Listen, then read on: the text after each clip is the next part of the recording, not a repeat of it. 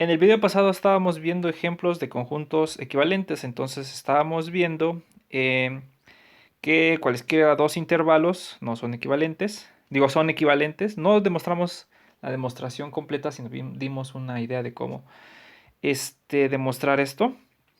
Demostramos que los números racionales son equivalentes a los naturales, o sea, los números racionales los puedo contar. Los números naturales no son equivalentes a los números reales. En particular, primero demostramos que los números naturales no son equivalentes a los elementos del conjunto 0,1. Bueno, entonces lo que vamos a demostrar hoy es una proposición que nos dice cómo construir conjuntos no equivalentes. Bueno, ya lo empezaba a escribir, entonces vamos a ir viendo, ¿no? Entonces los voy subrayando. Entonces, la proposición dice, sea A un conjunto. Entonces, A nunca va a ser equivalente a P de A, a la potencia de A. Recuerden que la potencia de A son los elementos que son los conjuntos B, tal que B es un subconjunto de A. Entonces, vamos a demostrar que no hay una función biyectiva entre A y P de A. Bueno, entonces ya estaba aquí haciendo la demostración. La demostración dice, vamos a tomar cualquier función G de A en P de A. Cualquier función, ¿está bien? Entonces, vamos a mostrar que esa función no puede ser sobre. Es decir, que debe de haber un elemento acá, del cual no proviene de ningún elemento de acá, bajo G. Bueno, entonces es un pequeño truco. Fíjense, consideren el conjunto B de los X en A, tal que X no está en G de X. ¿Sí? Este conjunto tiene sentido porque X es un elemento de A. G de X, como es una función, va a caer un elemento en P de A, entonces G de X es un subconjunto de A, entonces pues sí tiene chance de que esta proposición sea cierta o sea falsa, tiene sentido, ¿no? Preguntarse si está o no está. Entonces, construyo el conjunto B como los X en A, tal que X no está en G de X. Bueno, entonces claramente, pues B es un subconjunto de A, eso es inmediato. Ahora, afirmamos que no existe un A en A tal que G de A es igual a B. Es decir, vamos a ver que G no es sobre. Bueno, entonces aquí ya había escrito la demostración hasta acá. Entonces, ¿por qué no existe? Fíjense, si existiera, vamos a suponer que sí, ¿no? Si existiera A en A tal que G de A es igual a B, entonces, pues tenemos dos casos, ¿no?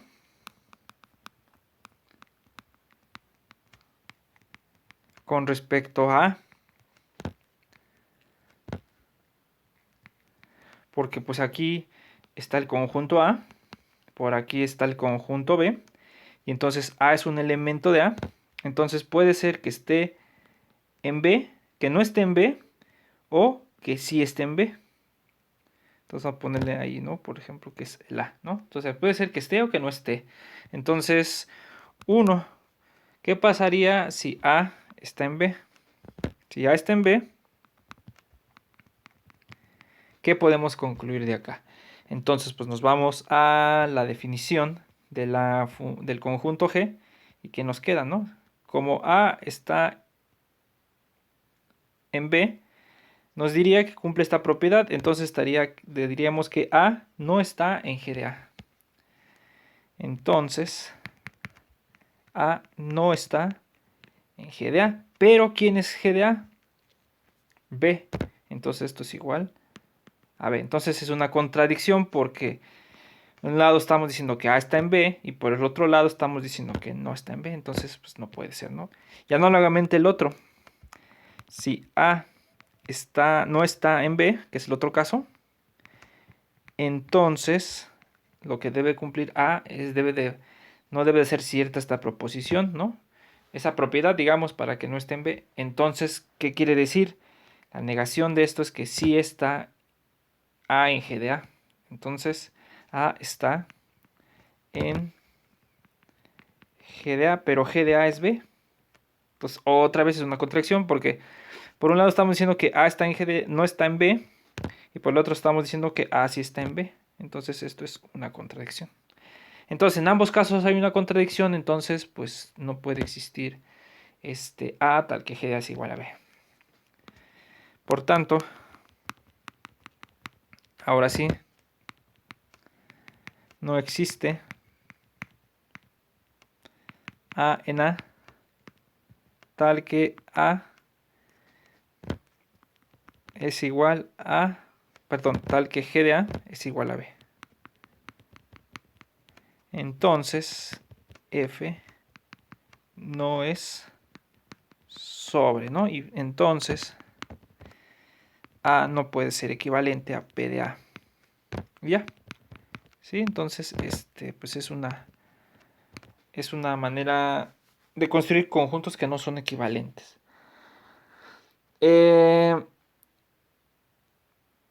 Entonces,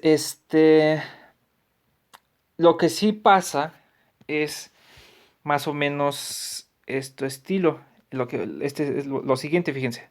Observación. Lo que sí pasa es que como que el A está metido en P de A. O sea, I de A en P de A dada por, fíjense, I de un elemento lo voy a mandar al conjunto unitario del A. Entonces, este es un, para todo A en A. Este es un, esta está bien definida porque esto de acá es un subconjunto de A. Y lo que vamos a ver es que es inyectiva. ¿Por qué es inyectiva? Porque, pues es muy fácil, ¿no? Porque si I de A fuera igual a I de B, de un elemento, vamos a ponerle A1 igual a I de, uy,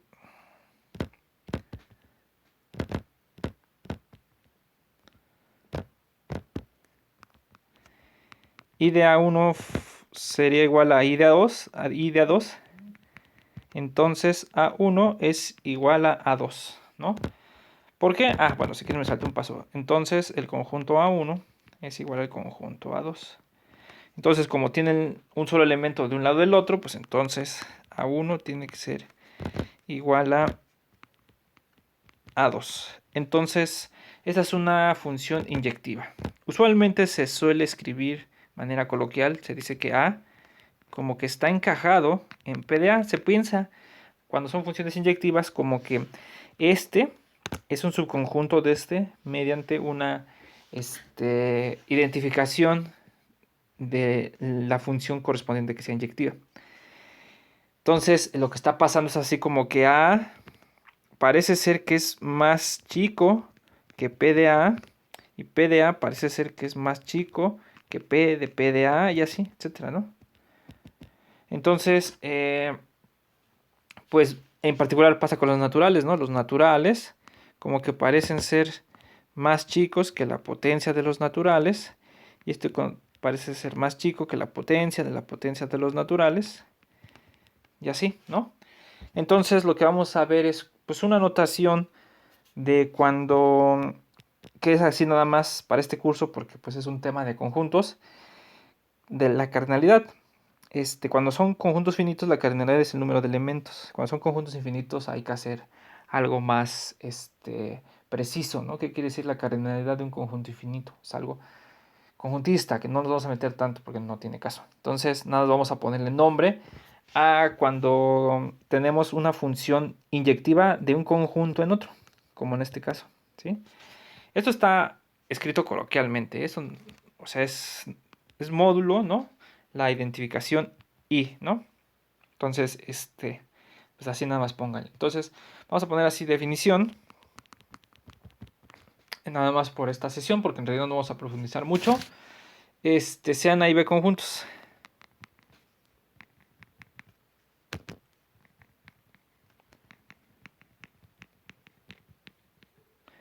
Entonces, decimos que la cardinalidad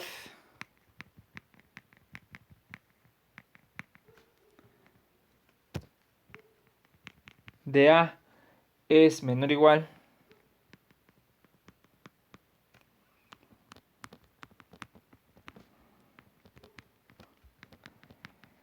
que la de B, si existe F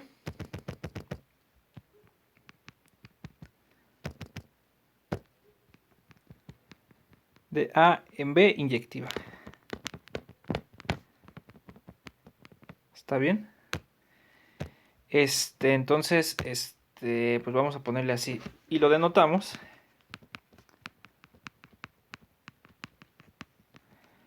Pues cardinalidad de A menor o igual que la cardinalidad de B, ¿no? Si existe una función sobre de A en B, entonces decimos que la cardinalidad de A es mayor o igual que la cardinalidad de B. Punto. Decimos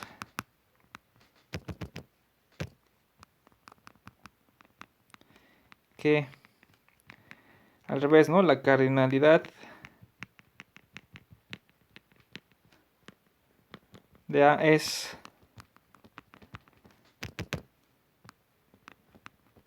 mayor o igual que la de B si existe una función f de A en B sobre.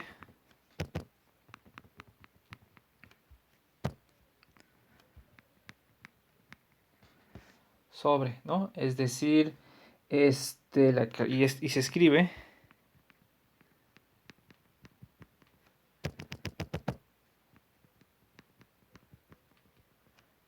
cardinalidad de A mayor o igual que la cardinalidad de B. Algo así, ¿está bien? Entonces, nada más es mera notación. Porque igual, pues esto tiene más profundidad, ¿no? Entonces, y decimos que son de la misma cardinalidad si existe una función biyectiva. Y decimos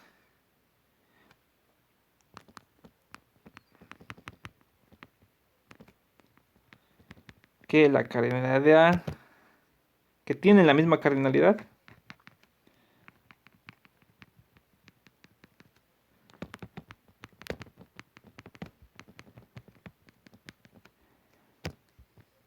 sí, pues son equivalentes. O sea, existe una función biyectiva. Y lo denotamos también de otra manera de denotar a los conjuntos equivalentes por la cardinalidad de A es igual a la cardinalidad de B, ¿no? Entonces, en estos términos quedaría más o menos así. Quedaría la cardinalidad, ¿no? Bueno, hasta aquí se termina la definición, ¿no? Entonces, tendríamos algo así como la cardinalidad de n es menor o igual que la cardinalidad de la potencia de n y es menor o igual que la cardinalidad de la potencia de n y así continúa, ¿no? Entonces, lo que vamos viendo es que se van construyendo cardinalidades mayores, ¿no? Y a lo mejor n es como la más chica entre ellas, bueno, entre comillas porque todavía aquí abajo de están los números finitos, ¿no? Perdón, los conjuntos con cardinalidad finita. Bueno, entonces, entonces la pregunta es, digamos, ¿quién es la potencia de n, ¿no? Pero ¿quién es ¿no? O sea, si estamos diciendo que la cardinalidad de n es menor o igual que la cardinalidad de potencia de n. Pues vamos a ver que el número de subconjuntos de los números naturales es igual a la cardinalidad de los números reales. Pero para eso primero necesitamos probar una proposición que también resulta útil para visualizar esto, que esto es R, la cardinalidad de R, fíjense. Entonces, esta también es muy importante y se ve en otros cursos, de hecho hasta se ve en Superior 1. Nada más la repaso acá porque la vamos a utilizar, fíjense. Entonces dice, sea A subconjunto de R. Entonces, si 2 a la A denota el conjunto de todas las funciones, las f de A en B, en 0, 1, tal que f es función, ¿sí? Entonces, si 2 a la A denota el conjunto de todas las funciones de A en 0, 1, ¿no? O sea, si estuvieran aquí el conjunto A, tuviera A, B, C, ¿no?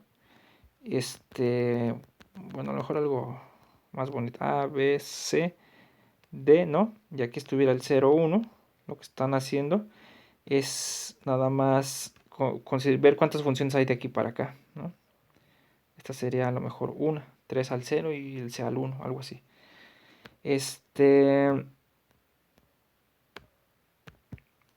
Entonces vamos a ver que este es un elemento de 2 a la A. Aquí están todas las posibles funciones de A en 0, 1. ¿Está bien? Entonces, si 2 a la A es igual a esto, entonces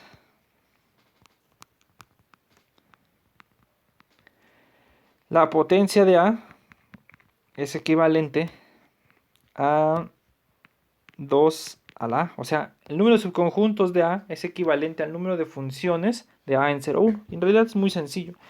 Y aquí como corolario sale que la cardinalidad de la potencia de un conjunto finito es 2 a la cardinalidad del conjunto. ¿Sí? Ese es un resultado. Que no vamos a ver conjuntos finitos porque eso es tema de superior 1. Pero aquí nos va a ayudar para visualizar quién es la potencia de n. Entonces, fíjense. Entonces, pues vamos a crear una función biyectiva entre la potencia y las funciones, ¿no? Entonces, CH de la potencia de A en 2 a la A, ¿sí? Dada por la siguiente. H de un subconjunto lo tengo que mandar a una función, ¿sí? Un subconjunto va a ir a dar a una función. ¿A qué función? Le voy a poner acá. Es la función característica del conjunto. ¿Está bien? Entonces tengo que decir quién es esta función, ¿no? Entonces todavía me falta poner aquí. Bueno, esto es para todo B, subconjunto de A. Entonces, ay. Se le pongo porque recuerden que las funciones están definidas para todos los elementos del dominio. Entonces hay que ponerle así. O pónganle, ¿no? Así para todo AB en P de A, que es lo mismo. Entonces, ¿quién es esta? La voy a poner aquí entre paréntesis, ¿dónde? Supongo que algunos ya la conocen, que es la función característica. Donde si B es un subconjunto de A, entonces característica B de X, pues se define como, se define como 1, si X está en B, y 0, si X no está en B. Entonces, esa es mi función. Para dado un subconjunto, esta es la función característica. La voy a poner, ¿no? Se conoce, bueno, ya no le pongo. Nada más nombro. Se dice, esta se conoce como la función característica, ¿no? Y se usa en muchas partes. De hecho, en la teoría de la medida, pues las integrales sobre cualquier espacio de medida se escriben. Sobre subconjuntos se escribe producto con la función característica. Eso se sustituye como la integral sobre A. Entonces, bueno, esta es una función que de seguro ya han visto en muchos lados. A muchos le ponen, creo que en prueba le ponen el 1 o algo así, la característica de B. O sea, ya es mera anotación, ¿no? Pero es eso. Bueno, entonces, lo que voy a... perdón, aquí se me faltó ponerle que esto es para toda X en A.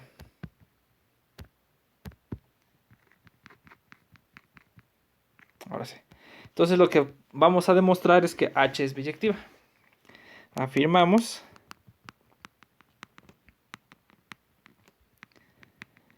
que H es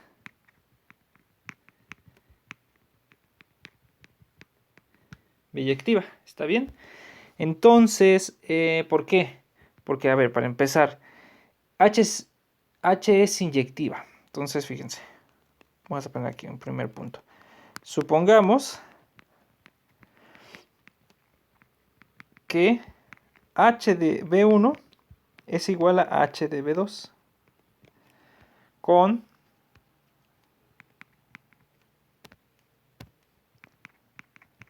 B1, B2 en la potencia subconjuntos de A. ¿Qué es lo que quisiera yo demostrar? Entonces quiero demostrar... Uy, a ver, esperen, me está pasando algo raro con esta cosa. Ah, ya. Como que estaba pintando hacia abajo. Entonces lo que quiero demostrar es que B1 es igual a B2. Esto es lo que yo quisiera demostrar. Pues, ¿qué es lo que tengo que demostrar? La doble contención, ¿no?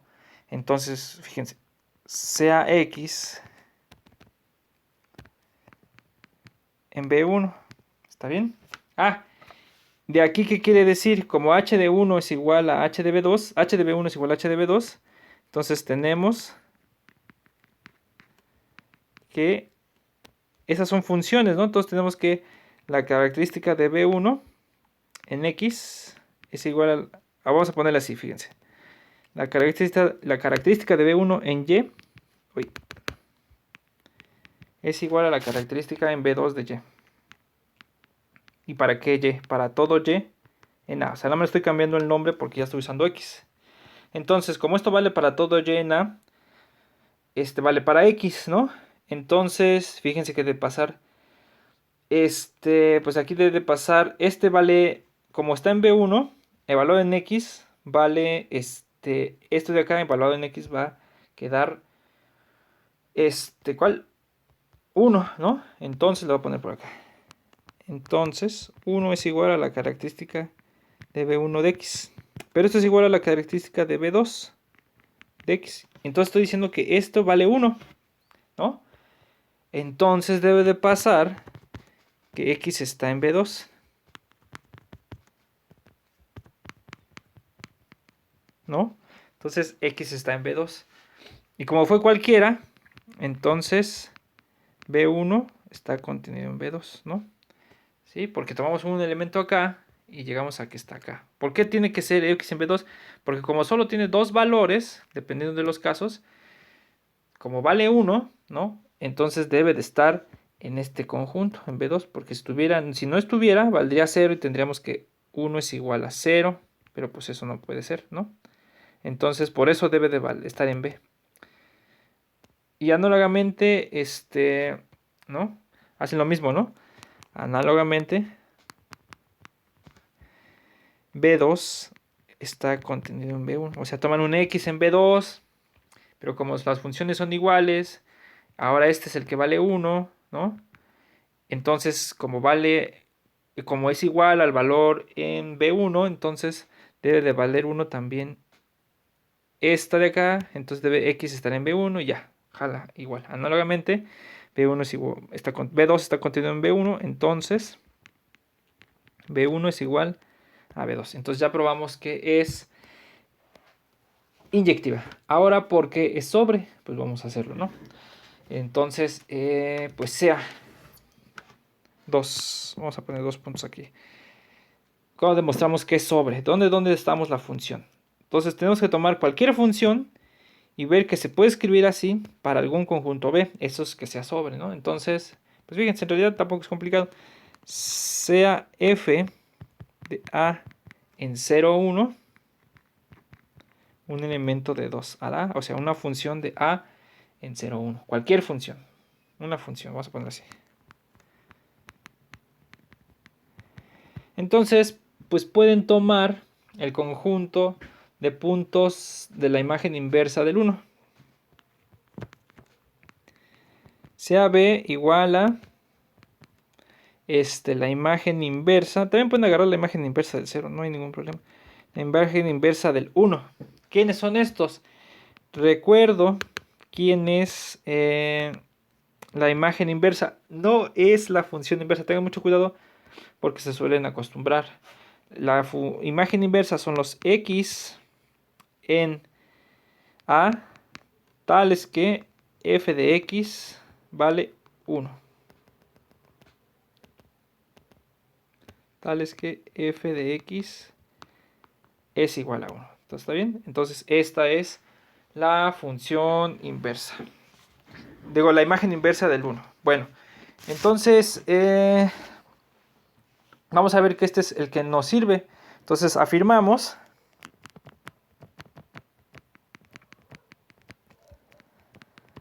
que f de b, perdón, ¿cuál es la que estamos construyendo? Ah, es h, la que habíamos dicho, ¿no? Por aquí está. Afirmamos que h de b es igual a f. Entonces, a ver. Entonces, por acá. Entonces, afirmamos que f de b. no, perdón, G de B, H de B, perdón, que H de B es igual a F. Es decir, que la característica en B es igual a F. Es decir, queremos demostrar, como estas son funciones, recuerden que las funciones son iguales y solo si valen lo mismo en cada punto. Entonces, por demostrar la característica de B de X es igual a F de X para todo X en A. ¿Sí?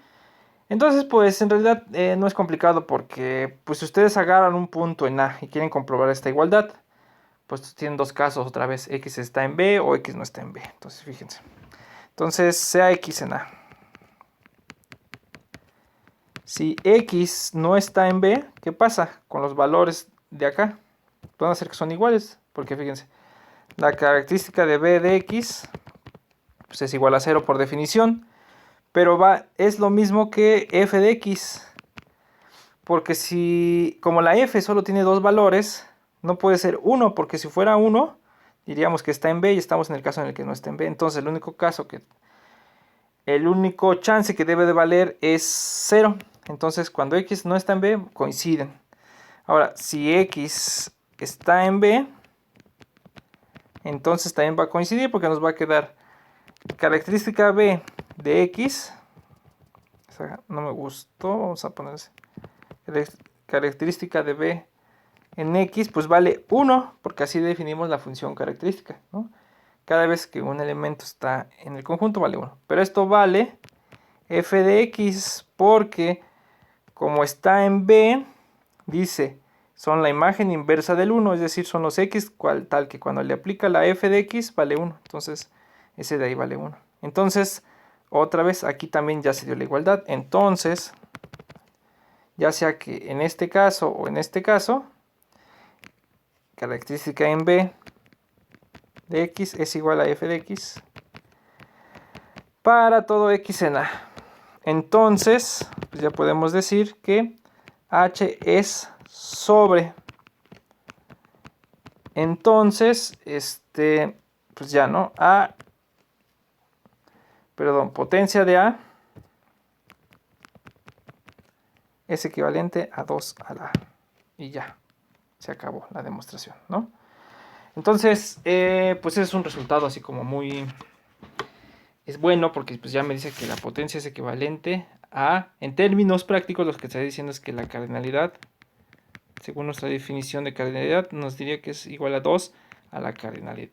La cardinalidad de 2 a la A. Les digo, recuerden, si A es finito, que vamos a definirlo mañana, pero pues ya entendemos todos qué quiere decir, o tenemos una idea de qué quiere decir que sea un conjunto finito. Entonces, si A es finito, entonces pues es claro que la cardinalidad de A es igual a la cardinalidad de 2 a la A, pero ahí en conjuntos finitos sí sabemos cuánto vale 2 a la A, es decir, cuántas funciones de A en 0, 1, perdón, hay, pues nada más es 2 a la cardinalidad de A, ¿no? O sea, si A tiene 3 elementos, el número de funciones de A en 0, 1 es 2 al cubo, 8. ¿Está bien? Entonces, en particular si tiene eso. Pero bueno, entonces, ¿eso de qué nos sirve? Porque nosotros queríamos contestar la pregunta, ¿quién es la potencia de n? Entonces, fíjense. Pues voy a poner por acá un apartado. Potencia de n. Tienes. Entonces, fíjense que como cualquier número real, entre 0 y 1 se puede representar de manera única con ceros y unos, que es la representación binaria, o expansión binaria de un número real. Entonces tenemos lo siguiente, fíjense. Cualquier número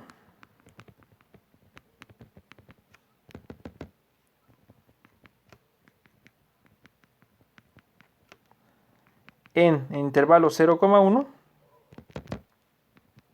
se puede expresar como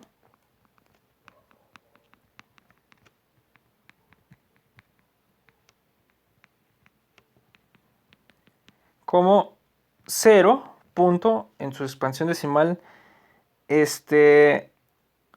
pero con ceros y unos, se puede expresar como 0, vamos a ponerle así, A1, A2, son como dígitos, A3, etcétera, ¿no?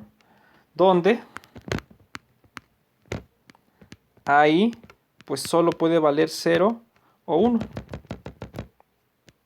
Ahí o vale 0 o vale 1 para todo i en n, ¿no? O sea, que la expansión decimal de un número entre 0 y 1 viene determinada según sea su valor de 0 a 1. Entonces, pues una cosa es decir, digamos, esto de acá, ¿no?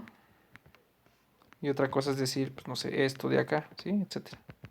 Son como las diferentes maneras de escribir un número real. Esto tómenlo así como, pues a lo mejor un poco como que lo tienen que checar o que en algún momento lo tendrían que confirmar. Porque pues es algo que se tiene que demostrar, ¿no? Porque es cierto esto. De hecho, hasta la expansión puede ser infinita, ¿no? Por eso le puse aquí 3 puntos suspensivos. Entonces puede ser que en pues un punto todavía continúa aquí 0, 1, 1 y continúe de manera infinita. Es decir, lo único que me interesa es esto. Cualquier número entre 0 y 1 se puede ver como una función de los naturales en el conjunto 0, 1. Es decir, pueden pensar así, al natural 0 le agregan este es el primer valor de la función. Al 1 le agregan lo mandan a este. Al 0, al 3, al 2, perdón, lo mandan a este. Al 1 lo mandan a este y así. Entonces es una asociación. Entonces, pues, ¿cuál es la función que nos dice esto, no? Entonces, la función, vamos a poner j, ¿no? De a. Vamos a ponerle f porque es así como lo estamos trabajando. Entonces, f de a en 0,1 le asociamos, vamos a ponerle mejor así. Entonces, si definimos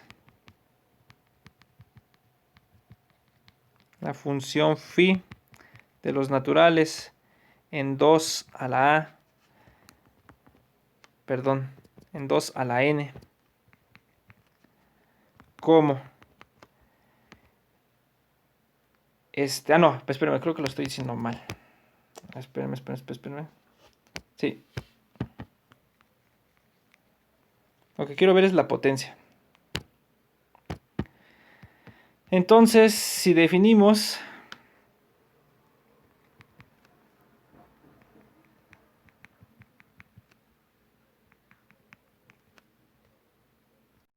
a ver, me estaba haciendo un poco bolas. Entonces, si definimos f, no, vamos a ponerle otra letra porque la f lo voy a utilizar para las funciones. F de ¿dónde vamos a hacer? De s a la n en ¿en qué? En 0, 1, en el intervalo 0,1, en el intervalo 0,1. Ahí. Dada por phi de una función, lo van a mandar a 0.f de 0, f de 1, f de 2, etc. Es decir, una función le voy a asignar como sus valores f de una función acá, pues son f de 0, f de 1, f de 2, esos son sus valores. Entonces le voy a asociar el punto con ceros y unos dado por... Ah, perdón, aquí estoy mal, No sé por qué le puse ese. Es 2, lo estoy poniendo al revés. Ajá. Entonces, una función de n en 2 lo podemos escribir como número de ceros y unos en 0, 1 como 0 punto y aplica punto la lista, tal cual, así como está. Entonces, esta función phi es biyectiva, ¿no? Porque la unicidad es expansión en ceros y unos de un número entre 0 y 1 es única. Entonces, si yo agarro dos distintos de estos, dos funciones acá, dos distintas, pues entonces deben de diferir en un valor de los de acá, ¿no? Entonces eso ya nos dice que son dos números distintos acá. Y al revés, es claro que si agarran un número acá, lo expresan como en su expansión decimal de ceros y unos, entonces este de acá va a venir de una función dada de la siguiente manera, ¿no? La función es f de ceros, lo que valga acá el número entre 0 y 1 con ceros y unos, aquí lo que valga de ceros y unos, aquí lo que valga de ceros y unos y ya. Entonces esta función es biyectiva, ¿no? Entonces, ¿qué hemos demostrado? Entonces, de hecho probamos que la cardinalidad de 2 a la n es igual a la cardinalidad de 0,1, pero ya probamos o medio argumentamos de que cualquier intervalo tiene cardinalidad equivalente a los números reales, entonces esto es la cardinalidad de R. Entonces ya para concluir, ¿qué tenemos? Fíjense. Entonces, usando que A siempre existe una función biyectiva en la potencia A, entonces eso quiere decir que hay una cardinalidad, ¿no? Bueno, a lo mejor vamos a ponerle así. Usando que este es menor o igual que la cardinalidad de la potencia, por lo que vimos al principio, entonces tenemos que la cardinalidad de n es menor o igual que la cardinalidad de la potencia de n. Pero la cardinalidad de la potencia de n es la cardinalidad de 2 a la n como conjunto. Pero esto es igual a la cardinalidad de 0,1.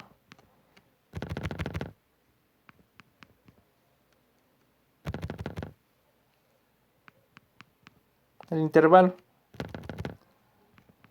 Pero como esto es equivalente es la cardinalidad de R. Entonces llegamos a que n, la cardinalidad de R, es menor o igual que la cardinalidad de R, ¿sí? Entonces, aquí es otra vez está la hipótesis del continuo, ¿no? Que es, pues algo que puedo suponer o no, ¿no? Entonces, nosotros vamos a suponer que no hay, entonces, de hecho, aquí es un menor estricto. ¿Sí? Porque esta es, perdón, aquí es inyectiva, ¿no? Esta de acá. Bueno, y entonces esta de acá, pues es menor o igual, aquí ya no sé, que la cardinalidad de la potencia de R. Pero no son equivalentes nunca, entonces esto es menor estricto que la cardinalidad de la potencia de R. Y así, esto es menor estricto que la cardinalidad de la potencia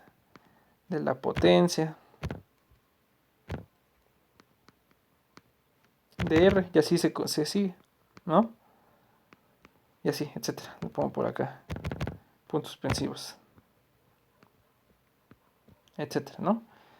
Y así, entonces, las cardinalidades van creciendo. La de los naturales, la de los números reales, la de la potencia de los números reales, ¿no?